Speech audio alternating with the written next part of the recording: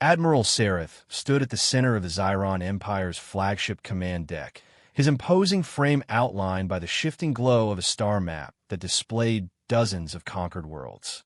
He wore a dark uniform adorned with badges earned from subjugating countless civilizations, each one more easily cowed than the last. His grayish skin, lined with faint stripes indicating his advanced rank, caught the dim lights that pulsed in time with the ship's life support systems. He smiled, revealing pointed incisors that had struck fear into the hearts of so many. The Xiron Empire prided itself on the speed and ruthlessness of its conquests, rarely meeting organized resistance.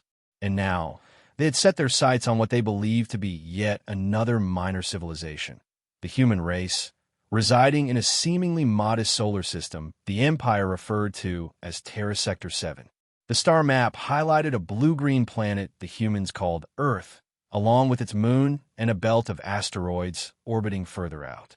On either side of Sareth, officers in dark uniforms busied themselves with checklists, verifying details of this new target. Sareth, however, felt more annoyance than excitement. He had hoped for a real challenge after hearing rumors of rebellious pockets in the galaxy. But from everything the Empire's intelligence had gathered, these humans were technologically behind.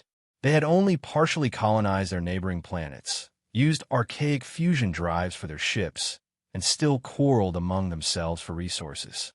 That last detail made him scoff. If a species had not achieved internal unity, how could it possibly stand up to a mighty empire that spanned dozens of star systems? The senior navigation officer, a tall Xiron with a cluster of rank insignia glinting on his chest, approached. "Admiral, we've completed preliminary scans of the Sol system. The humans appear to have minimal defensive platforms, mostly satellites in orbit around Earth and a few facilities on their moon. Their asteroid belt shows signs of resource extraction, but it's done with laughably primitive machinery. Our preliminary estimation is that they have fewer than 50 combat-capable vessels." Sareth's laugh boomed through the command deck. "Fewer than 50? In all my years, I've never seen a planet attempt to challenge us with such pitiful means. Are we certain these creatures even understand our demands?" Commander Ervil, a female Xiron with piercing eyes, stepped forward. She had expressed concern earlier about the lack of reliable intel, but she kept her posture rigidly respectful. "Sir, the humans have sent transmissions asserting that the asteroid belt is theirs to manage. They claim the entire system, planets, moons, and resource belts, falls under some United Earth jurisdiction. They've issued a message that says they will defend what's theirs, no matter the cost." "Humph," Sareth muttered, checking the translation log. He found it almost comical that these upstarts believed they had a right to anything that the Empire might desire. "Is that all?" Ervil hesitated. "Their primary representative is a woman called General Alexander Reeves. She insists that we discuss terms peacefully or, in her words, face consequences." She paused, as though waiting for Sareth to laugh again. But Sareth merely waved a hand dismissively. "Consequences? The Empire conquers. We do not negotiate with primitives." He turned, folding his arms behind his back. "Send them a transmission acknowledging their request for discussion, but make it clear we do not intend to bargain. Their industrial output is negligible. They have not colonized anything beyond their own moon in a meaningful way.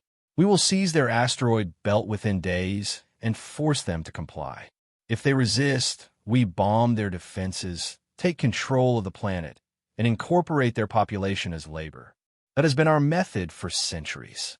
Across the deck, a ripple of agreement coursed through the officers. Xiron conquests were rarely complicated. Some civilizations surrendered at the first display of might. Others offered token resistance before folding. Either way, the Empire came away with new resources, additional territory, and fresh workforce acquisitions. Commander Ervil nodded, though her brow creased slightly. "We have partial data on Earth's recent history, sir. It appears humans have been embroiled in conflicts among themselves for centuries. Some analysts suggest that might make them unpredictable." "Unpredictable?"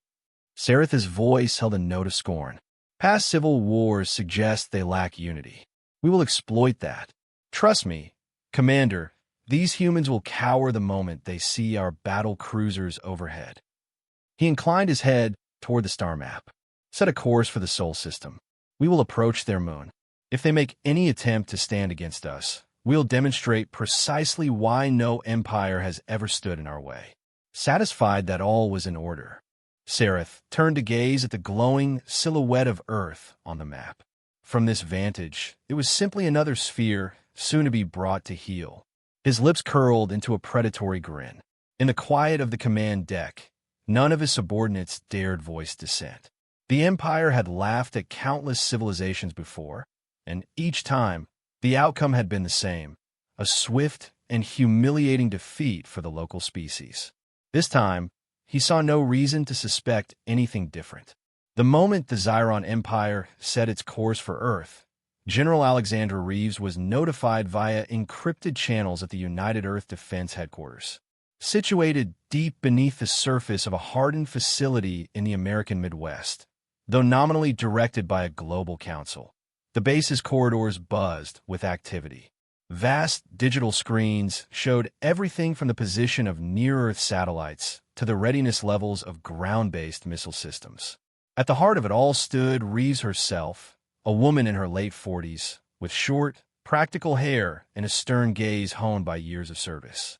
She was no stranger to war, though until now, her conflicts had been exclusively with fellow humans. For centuries, Earth's nations had vied for power. Reeves had made her name by orchestrating several delicate peacekeeping operations that averted nuclear crises. When a starfaring race was first detected at the edge of the solar system decades ago, Reeves had been among the younger strategists who lobbied for immediate, covert militarization of Earth's orbital space.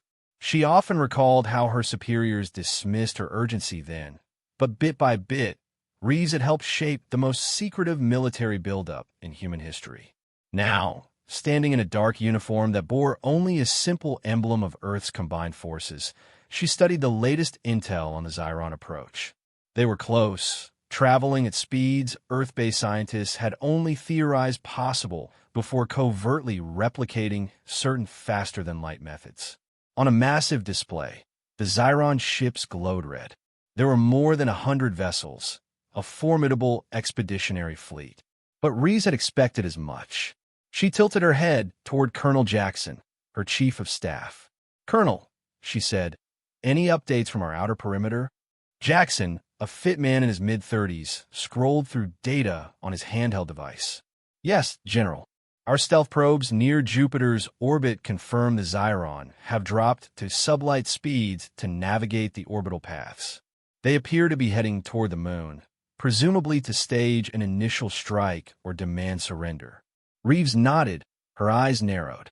"That aligns with their typical approach. Hit the moon base, neutralize any immediate defenses, and attempt to cow us into submission. Have we made sure to feed them the intelligence we want them to see?" "Absolutely, ma'am," Jackson said.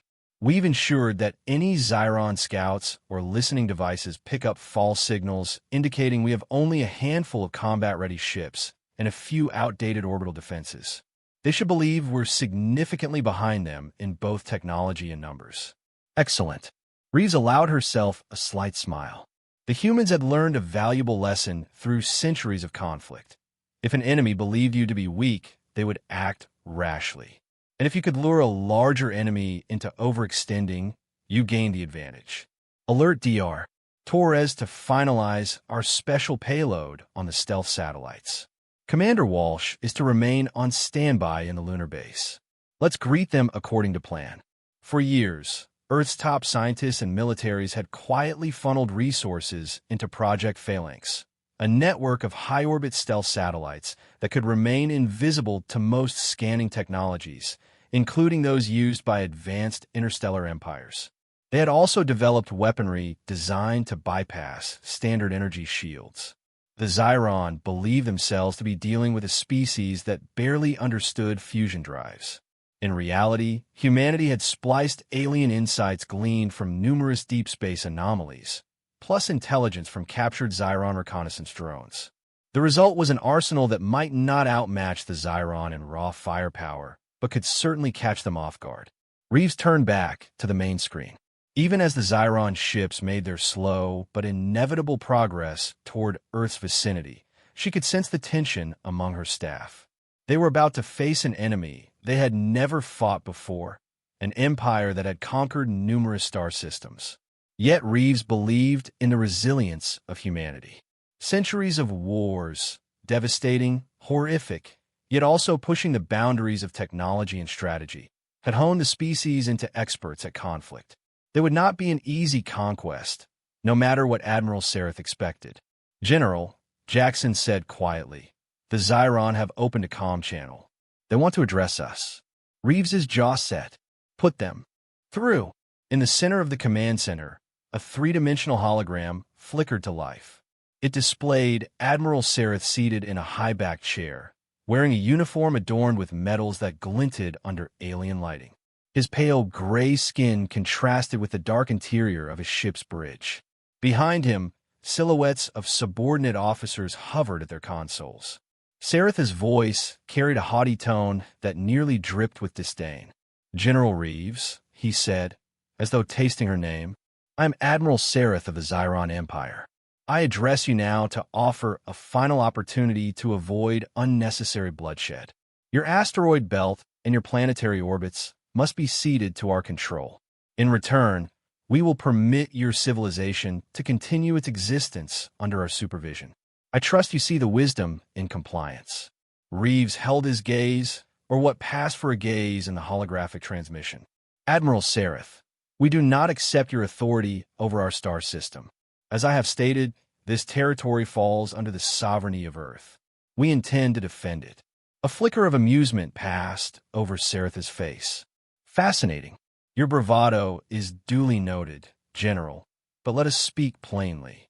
We have conquered civilizations that spanned multiple worlds, each far more developed than your single planet. You truly believe you can hold us off with the handful of space-faring vessels we have observed?" Reeves's lips thinned. She was careful to maintain the facade of a slightly overmatched, desperate leader. "We humans might surprise you, Admiral." He chuckled, a cold sound resonating through the projection. "Oh, I expect you will. But no matter.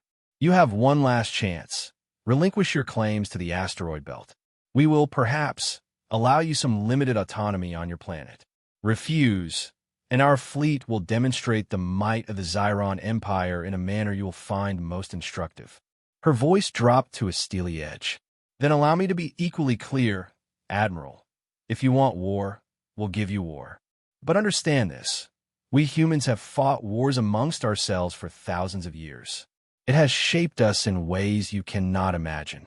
Sareth's eyes narrowed in clear frustration, but he gave a dismissive nod. "Then prepare to see your defenses crumble. We will be in lunar orbit within hours. Should you change your mind, you may beg for mercy at any time." With that, his hologram vanished, leaving a hush in the command center. Reeves turned to Jackson. "Initiate Phase 1 of the defense plan. Let them see what we want them to see. And make sure Commander Walsh is ready on the moon base." Jackson relayed orders to the relevant officers, and the screens around them shifted. The false signals and partial power readings that had been carefully arranged over the past few months went live, painting an image of Earth's defenses that, while not pathetic, was notably weaker than the reality.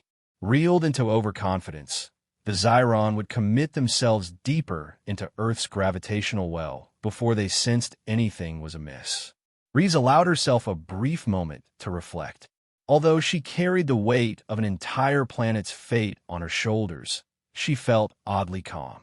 The brutality of this confrontation was all but inevitable after the first Xyron scout vessels had been detected. In some ways, humanity had been preparing for it for generations. She turned her attention to the data feeds as the Xyron fleet drew closer. The real battle would be joined soon enough. Admiral Sareth, true to his word, arrived in lunar orbit with the main contingent of the Xyron Expeditionary Force. The dark bulk of his flagship, the Fury of Xyro, led a line of cruisers and escorts that glimmered against the moon's gray horizon. Their sensor sweeps showed minimal resistance. A few orbital weapon platforms and a scattering of human fighter craft launching from the moon's surface. The Xiron officers regarded the readouts with thinly veiled contempt. To them, this was a routine intimidation maneuver. Commander Ervil oversaw the sensor station. She couldn't shake a nagging unease that clung to her mind. The data the humans had provided seemed almost too convenient. Their orbital defenses were arranged predictably, their fighters fewer in number than what she might have expected from a species that had known the Xiron were coming. She glanced at Admiral Sereth, who wore a triumphant expression as he addressed the bridge crew. "Begin the assault on their lunar base," Sereth announced. "A precise strike, minimal bombardment. We'll show them the futility of resistance, then demand their surrender." Ervil entered the command into the system. Soon, a wave of Xiron fighters swooped across the lunar surface, heading for the human installations. A handful of short-range ground defenses sprang to life, spitting beams of light that scorched the lunar regolith where Xiron craft flew too low. But the Admiral's second-in-command watched intently as the Xiron fighters soared in perfect formation, ready to engage the meager human response. What she saw next defied all logic. The human fighters launched from hangars across the gray plains, scattering in chaotic patterns rather than forming a standard defensive line. They veered off in different directions at breakneck speed, pulling maneuvers that would normally crush pilots under excessive G-forces. Yet they not only survived, they thrived, weaving between Xiron pursuers with uncanny dexterity. In moments, entire Xiron squadrons began to take losses. Xiron shields flared and collapsed under concentrated blasts from the human craft, which fired weapons that seemed to distort space around their targets. "Admiral," Ervil managed, her tone uneasy, "our fighters are sustaining heavy damage. These humans, are not flying in any pattern we've anticipated. Their technology is advanced enough to bypass our standard defenses." "What?"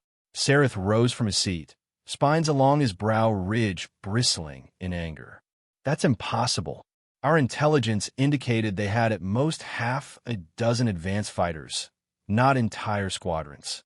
In their maneuvers, no species can withstand such G-forces without specialized anti-grav suits, which they supposedly lack." Another officer chimed in, panic threading his voice. "Sir, there are energy spikes throughout the sector. We're picking up anomalies that match neither our technology nor their presumed capabilities. Our cruiser's shield generators are reading bizarre, phasing disruptions." Just then, the flagship rocked. Sereth lurched forward, gripping the edge of his command platform. The deck lights flickered. "Report," he barked. The voice of the tactical officer cracked through the intercom. "Admiral, we're under fire from multiple satellites that just appeared on our sensors. They were cloaked or hidden behind sensor anomalies. The shots are penetrating our shields directly. We've lost the forward escorts, and 2 more are heavily damaged." Sereth stared at Ervil. Where did these satellites come from? She shook her head, genuinely baffled. "They must have been there, hidden from our scans. The humans must have an advanced cloaking technology. This is far beyond what our intelligence told us." His face twisted in fury. "Then our intelligence was worthless. Order the fleet to break formation and target those satellites, and scramble our elite squadrons." Across the lunar orbit, the once disciplined Xiron lines fragmented into something akin to chaos. Warships turned to face threats from every direction, but the hidden satellites, guided by advanced Earth-based systems, moved nimbly on thruster arrays that masked them from conventional detection. Each satellite fired beams that distorted upon contact with Xiron shields, slipping past them like water through cracks in a rock. Explosions flared as several Xiron vessels succumbed to well-aimed strikes. Sereth grit his teeth. He could not allow this humiliating reversal. "Focus fire," he roared at the communications array. "We outnumber them. They're not that strong. They're simply using trickery." But even as the Xiron tried to regroup, the barrage from the stealth satellites intensified. Meanwhile, the lunar fighters, those impossibly agile human craft, continued to harass Xiron formations. Within minutes, entire wings of the Xiron expeditionary force were in disarray. The cost of the humans was not small, as they lacked the raw durability of Xiron cruisers. But they fought with a ferocity that the Empire soldiers had rarely encountered. "Admiral," Ervil said, voice trembling with urgency, "we should consider a tactical retreat to reassess. This battle is turning against us in ways we never predicted." Sareth glared, fists clenched. Every fiber of his being resisted the idea of retreat. The Xiron Empire had never known such a setback. Their shock-and-awe approach had always worked. Yet now, he found his enemy not cowering, but counterattacking with lethal precision. He glanced at the tactical displays and saw the horrifying truth. Their losses were mounting. If they didn't pull back, the entire expeditionary force risked being decimated. "Fine," he spat. "Signal the fleet to fall back to the far side of the moon, beyond the range of these satellites. We will regroup and reconfigure our shielding." When the necessary orders were sent, he rounded on his officers. "Someone find out how a supposedly backward species orchestrated this ambush, and give me fresh data on every one of those satellites. We will adapt our shields to these phasing weapons." Ervil exhaled. "Yes, sir." Sareth's gaze swept the battered deck. The lights flickered a second time, and the stench of overheated circuitry rose in the air. He could feel the eyes of his subordinates, all waiting to see how he would handle this affront. Swallowing his pride, he forced a calm note into his voice. "We will not allow them another victory. Gather your findings. We'll strike again once we neutralize their advantages. Commander Ervil, you have 1 hour to present a revised plan." Even as he tried to maintain composure, a seed of doubt took root in his mind. Had they finally encountered a foe whose cunning and unpredictability rivaled the Empire's might? He vowed to crush that doubt, just as he intended to crush the humans. But the ember of uncertainty glowed all the same. Back on Earth's lunar base, the atmosphere in the command bunker was charged with grim excitement. General Reeves had stayed on Earth's surface, trusting her subordinates to carry out the carefully orchestrated defense. In her stead, Commander Walsh and Dr. Torres managed the battle from beneath a dome of reinforced alloy. The moment the Xiron pulled back, cheers erupted among the human personnel. Commander Walsh, a tall man with a constant air of focus, turned to Dr. Torres, who had been monitoring the performance of the specialized weapons. "Doc, how'd we do?" Torres glanced up from a holographic display, showing real-time data on shield penetration rates. "Better than projected. The satellites functioned at 92% capacity. We've exposed some weaknesses in the Xiron energy barriers, specifically an over-reliance on phased plasma deflection. They couldn't handle our phasing disruptors, which we designed to create microtunnels through energy fields. That's why their shields basically collapsed in certain spots." Walsh let out a breath. "Still took some casualties on our side. But for a first skirmish against an empire that steamrolled entire star systems, I'd call that a win." "Agreed," Torres said, tapping the display to send data to Earth's Central Command. "Now we verify what changes they might make. Xiron technology is advanced, so they can adapt quickly if given enough data." Walsh nodded. "That's why we don't give them the chance. We keep pressing, hitting them from angles they won't expect." He opened a secure channel to Earth. Commander Walsh reporting. "The first wave withdrew. Estimated Xiron casualties: moderate to heavy in fighter wings, light to moderate in capital ships. Our side took fewer losses than anticipated." Across a split-screen feed, General Reeves appeared from her subterranean command center on Earth. Her expression was calm but resolute. "Understood, Commander. Good work. Begin Phase 2 at your discretion. We have intel that the Xiron leadership is refusing to accept defeat. They'll come back with something bigger." "We'll be ready," Walsh said. Reeves's eyes narrowed. "Maintain illusions that we're barely holding together. Let them believe we've shown them our best hand. The moment they think they have a surefire counter, we'll reveal our next capability." "Roger that," Walsh replied, then ended the call. As the channel closed, he exchanged a knowing look with Dr. Torres. They had prepared for this moment for decades. The Earth Defense Command was not a ragtag militia. It was a thoroughly practiced force that had harnessed centuries of conflict to develop unorthodox tactics. They would not squander that advantage. Days later, in the Great Council Chamber on Xiron Prime, the Empire's central seat of power, a storm of frustration and disbelief raged among the High Admirals. They stood around a massive circular table with a three-dimensional display of the Sol system.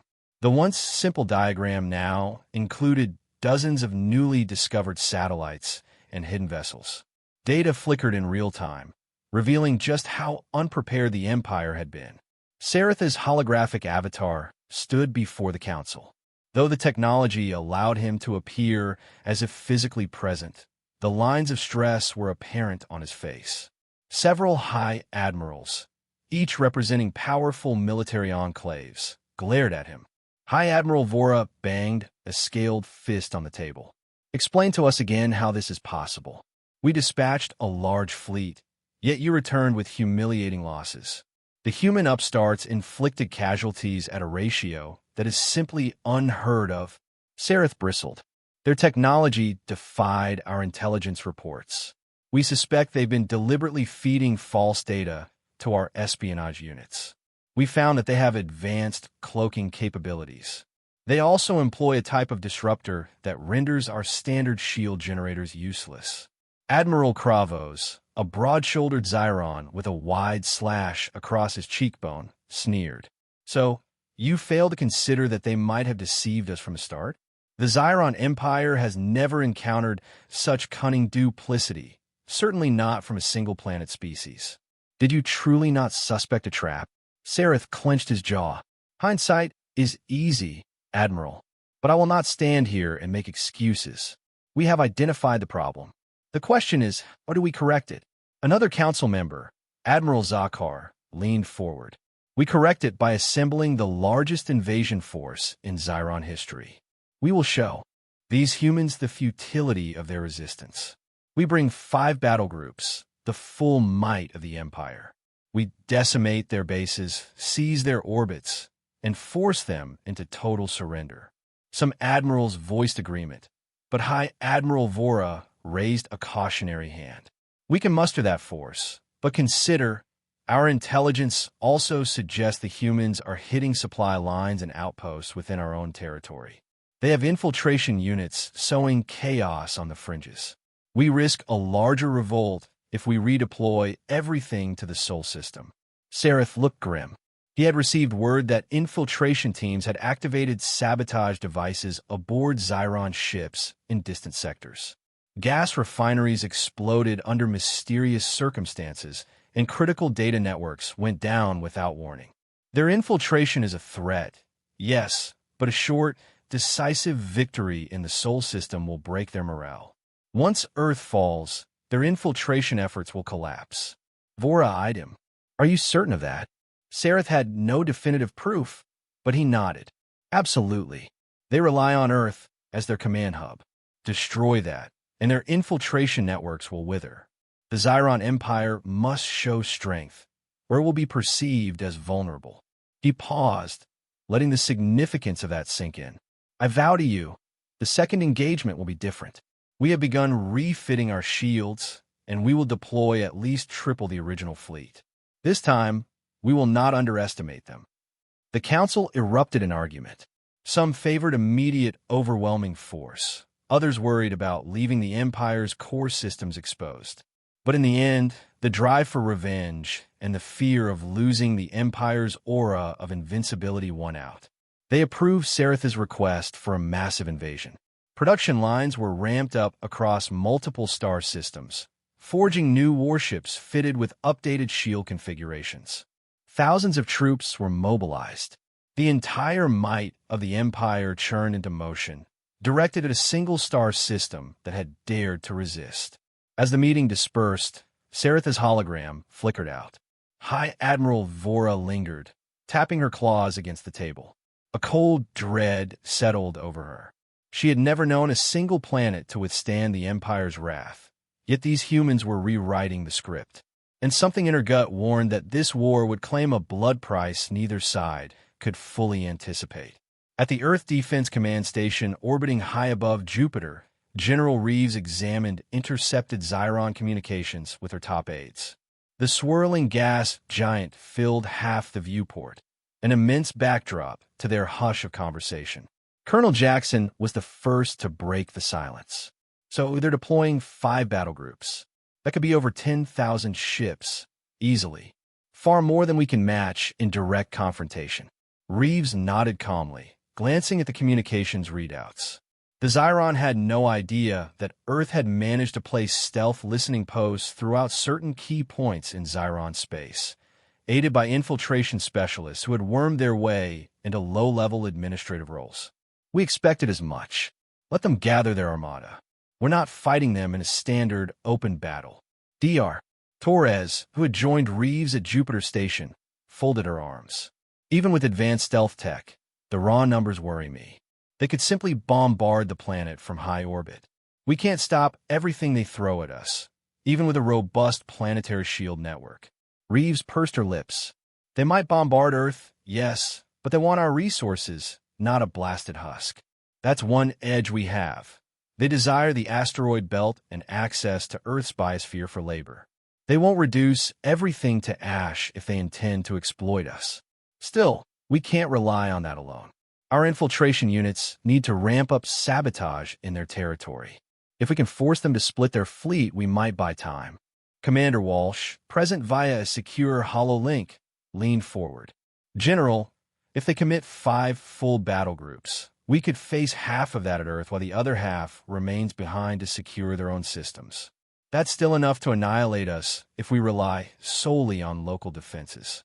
Reeves's eyes flicked to the star map, which showed Xiron territory on one side and the Sol system on the other, with potential infiltration routes in between, which is why we don't rely solely on local defenses. Operation Knife's Edge is a go. We've already seeded multiple hidden carriers around Xiron space. The moment their main force departs, our covert teams will strike major shipyards and supply depots. We'll make them fight us on 2 fronts. They'll have to choose between protecting their own backyard or sending everything to Earth. Torres nodded. And if they do decide to send everything to Earth anyway? Reeves let out a slow breath. We'll greet them with every trick we have. Our shield disruptors, advanced fighters, infiltration viruses, and more. As soon as their fleet arrives, it'll be walking into a system we've spent decades rigging for this scenario. Jackson exhaled, half in admiration and half in trepidation. We're truly going to do it. Wage war across an interstellar scale. Reeves met his eyes. We have no choice. They want to conquer us. But they don't realize we've been preparing for conquest since we first discovered nuclear weapons. Our entire history is a testament to turning violence inward. Now, for better or worse, we can direct that violence outward against an empire that seeks to enslave us. No half measures. We fight to win, or we lose everything. She ended the meeting on that note. The staff dispersed to carry out orders, while Reeves remained at the viewport. Through the reinforced glass, Jupiter's swirling storms seemed almost serene. Yet somewhere out there, an empire was building an armada large enough to reshape entire systems. She took a steadying breath, reminding herself that everything humanity had ever learned about war was about to be tested on an unprecedented scale. For all their differences and conflicts over millennia, humans were now united by a single cause: survival against a force that believed itself unstoppable. Within 2 months, the largest Xiron military deployment in recorded Empire history emerged from jump space near the Kuiper Belt at the edge of the Sol system. Tens of thousands of warships, each newly equipped with upgraded shield arrays, spread out in a formation that spanned millions of kilometers. Admiral Sareth himself stood on the command deck of a newly commissioned dreadnought, the apex of Dominion, a gargantuan ship bristling with advanced weaponry. The hum of power resonated through the hull, a testament to the Empire's industrial might. Sareth observed the colossal assembly on a sweeping tactical display. Although the scale of the invasion buoyed him with fresh confidence, the memory of the first defeat near the moon still stung. He refused to allow a repeat. Deploy reconnaissance vessels, he ordered, and have the infiltration squads we planted on Earth do a final assessment of their defenses. If they so much as powered on a new orbital cannon, I want to know. Commander Ervil, who had witnessed the fiasco of the first encounter, nodded but wore a troubled expression. Admiral, we have reason to believe many of our infiltration units on Earth have gone silent. The humans might have discovered them or fed them disinformation. Sareth clenched his jaw. Then send fresh teams. Our infiltration efforts can't simply vanish. We must re-establish contact with any agent that remains active. He refused to accept that a single planet species could thwart the Empire's espionage so thoroughly.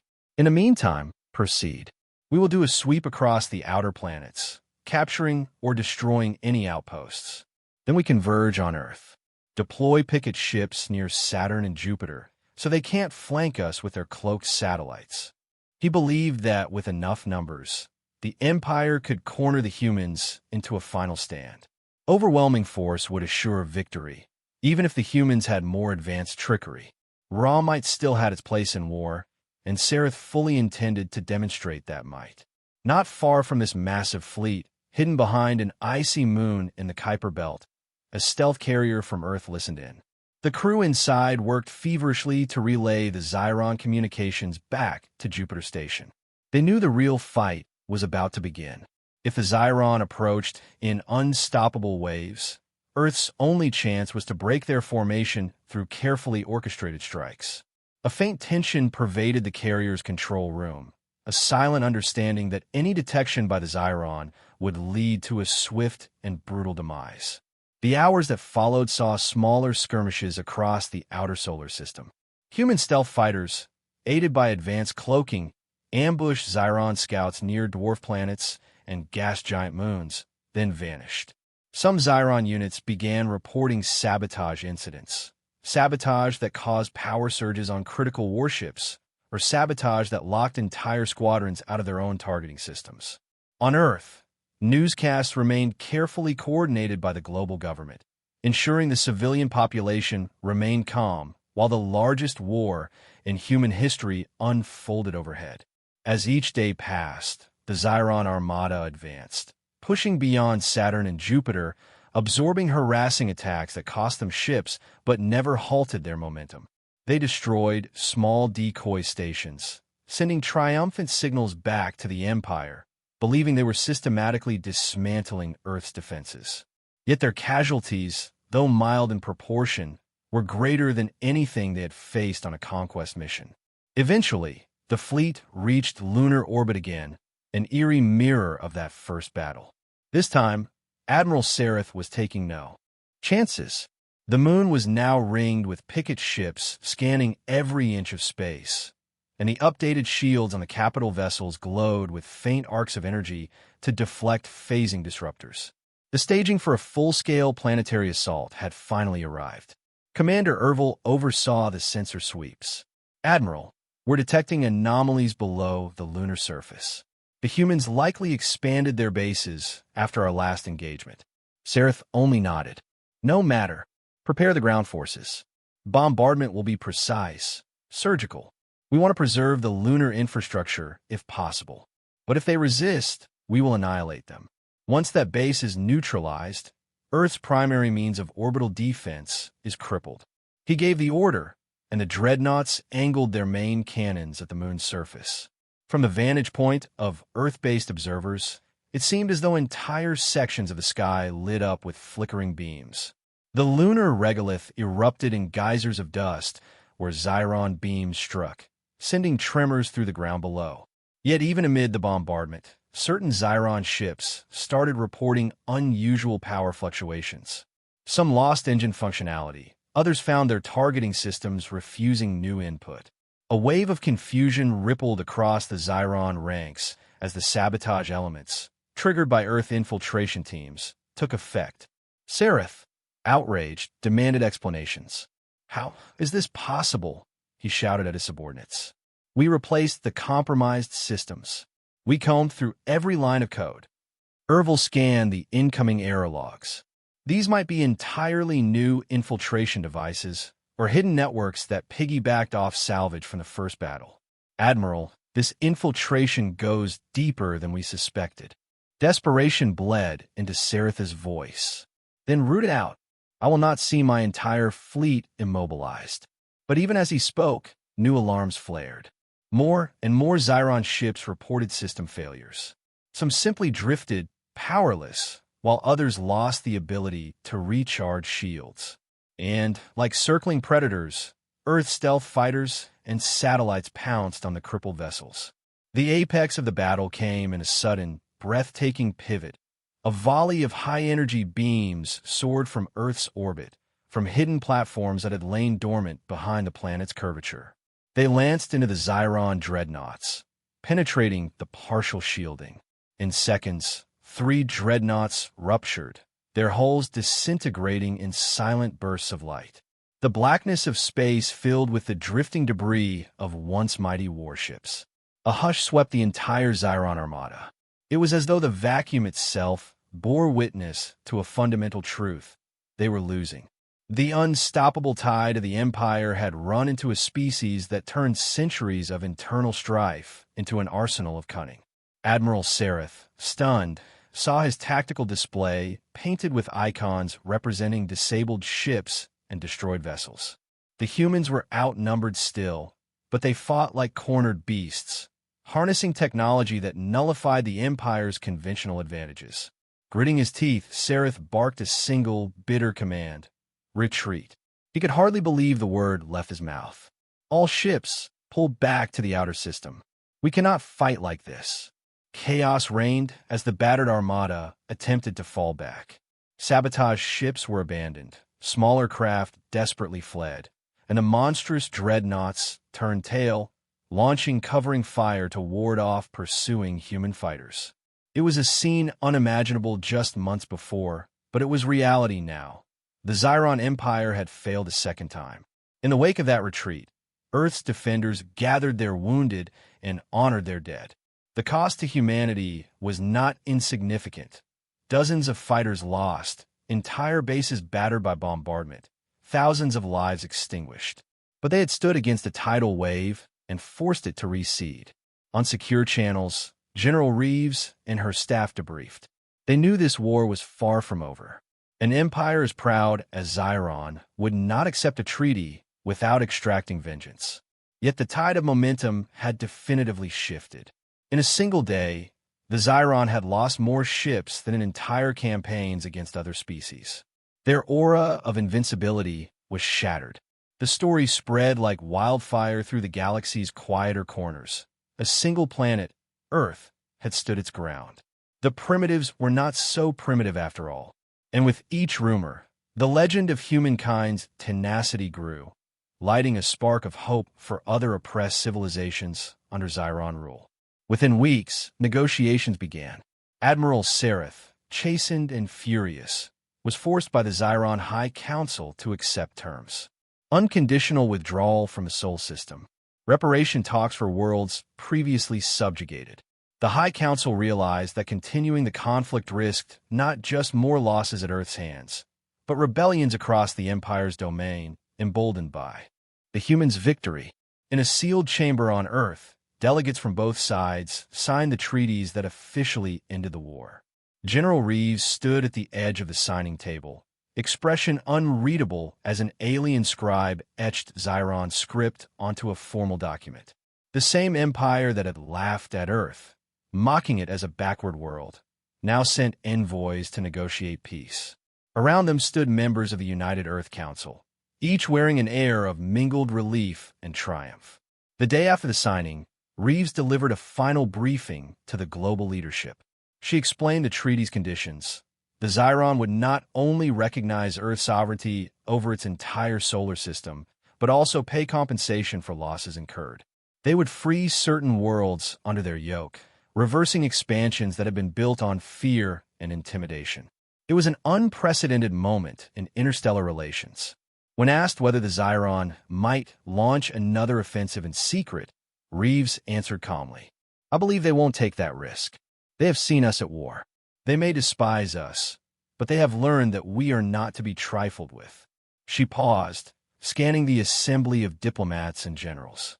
It was always a possibility that our legacy of internal conflict would become our downfall. Instead, We have channeled it to protect ourselves from a threat beyond the stars. History will judge if that is a blessing or a curse." The Earth Council broke into applause. A wave of relief swept the planet. Citizens slowly came to realize that the alien ships overhead would not become instruments of their doom. Some, shaken by how close Earth had come to devastation, urged unity in forging a new era of galactic engagement. Others rejoiced that humanity had proven its worth on the cosmic stage. Everyone, in one way or another, understood that life had changed forever. In the days that followed, the battered remnants of the Xyron Armada departed Earth's orbit under close human scrutiny. Commander Walsh supervised their withdrawal, ensuring each ship left without breaching the newly minted accord. Meanwhile, in Xyron territory, infiltration units helped local populations rise against Imperial outposts, capitalizing on the Empire's weakened state. Many worlds that had once languished under the Xyron banner found a renewed chance at self-determination. Through it all, Admiral Sareth stewed in resentment. He might have complied with the Council's orders to sign the treaty, but he privately vowed that one day, the Empire would return with a vengeance. Human cunning had outmaneuvered him, but he dreamed of the day Xyron might surpass that cunning with unstoppable force. Until that day, though, he could only watch as the humbling retreat made history. The Xyron Empire had never encountered such a thorough defeat, and it left scars in its collective psyche. Back on Earth, General Alexandra Reeves remained a central figure in military circles. Though she had never reveled in war, she had directed the campaign with unwavering resolve. She visited the lunar bases, consoling families who had lost loved ones, and reviewed the data on how close the Xyron came to penetrating Earth's defenses. Privately, she knew the conflict had only just begun in a broader sense. The galaxy was vast. Who knew what other powers lurked in the cosmic shadows, watching, evaluating Earth's next moves? Standing on a lunar ridge one evening, Reeves gazed at the bright sphere of Earth floating against the star-studded sky. A faint blue glow shimmered at the edges, the protective shield array that had only partially been revealed during the war. In her ear, an officer's voice crackled with the latest updates about Xyron departure vectors. She acknowledged the report, then took a moment of silence, letting the hum of the base fade. She recalled the first time Admiral Sareth had addressed her, brimming with arrogance. "We have conquered worlds," he had said, "peaceful worlds that offered no real challenge." And her reply, "You want war? We'll give you war," had not been an empty threat. She smiled, a sad, tired smile, reflecting on the cost of what had just transpired. Thousands dead, entire sections of the moon's surface scarred, Earth's secret programs dragged into the harsh light of day. Yet humanity was free, and that freedom was worth defending at any price. There were rumors that other empires might soon test Earth's mettle, lured by the idea of a single planet that had bested the Xyron. Humanity had advanced significantly, but was it enough to secure lasting peace? Reeves inhaled, tasting the sterile tang of recycled air in her suit. She believed that if the day came when more invaders arrived, they would find an even stronger defense. For war, as terrible as it was, had long been humanity's crucible of innovation and adaptation. When she finally descended back into the lunar bunker, Reeves was greeted by Colonel Jackson and Dr. Torres. They reported the final withdrawal of Xyron ships, confirming that not a single one lingered in Earth's gravitational zone. The short war was over, but its echoes would reverberate. The technology humanity had unveiled, stealth cloaks, shield disruptors, infiltration viruses, was already sparking debate among Earth's own governments about next steps. Should they continue expanding outward, seeking alliances and protecting other worlds from Xyron tyranny? Or should they consolidate, remain watchful, and shore up defenses for the next threat? Reeves told them to prepare for both. An Earth that was neither purely isolationist nor aggressive, but alert to any sign of tyranny. If the Xyron or anyone else returned with malevolent intent, they would face a united species that had repeatedly proven its unwillingness to bow. Earth had not asked for war, but if forced into it, they would show the galaxy the razor edge of millennia of conflict. In the days that passed, new treaties were signed, and the galaxy began to reorient itself around a changed balance of power. Diplomats from newly freed systems reached out to Earth, requesting cooperation in rebuilding. Reeves delegated much of the negotiation to statesmen, focusing instead on building a new defense strategy that could repel future invasions. She still remembered the final look on Admiral Sereth's face: hatred, humiliation, and a hint of awe. One empire had laughed at Earth, but that laughter had been silenced by a single, unwavering truth. The deadliest opponent is often the one who has known war for too long, who has learned to adapt, and who stands ready to fight without constraint. As Earth turned the page on the greatest war in its history, a subtle undercurrent of vigilance spread through the population. The sight of Xyron dreadnoughts in lunar orbit had been a rude awakening. It reminded humanity that they were but one species in a vast cosmic sea, many of whom might be more powerful, more cunning, or simply more ruthless. But they had tasted victory against what had once seemed an insurmountable foe. For the first time since humanity had looked up at the stars, they knew they had earned a place in the cosmic arena. Fear and hope mingled in every conversation about the future. Some advocated pushing outward, forging alliances, sharing knowledge. Others insisted that secrecy had served them well.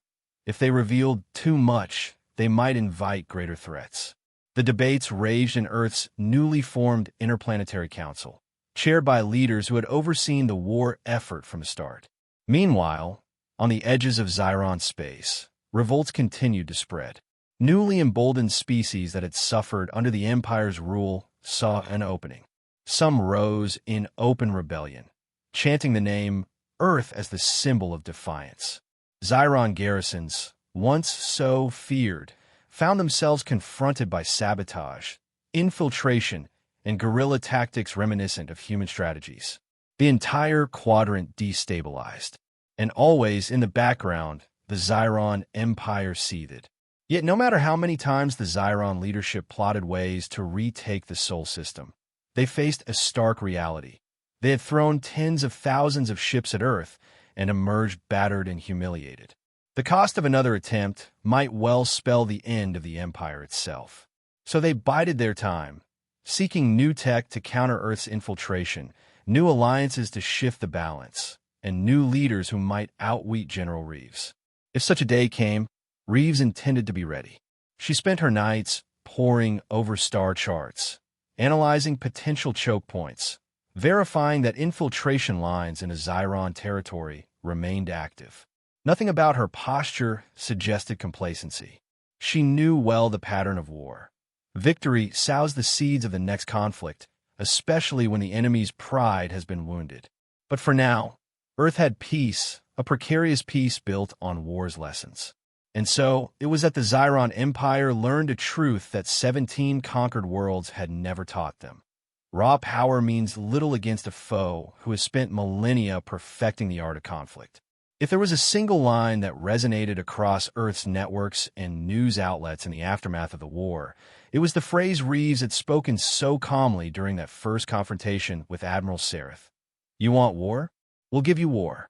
Those words became the embodiment of humanity's tenacity, a reminder that they had faced annihilation, and the galaxy's greatest conquerors had blinked first. The Empire had laughed, and Earth had laughed last.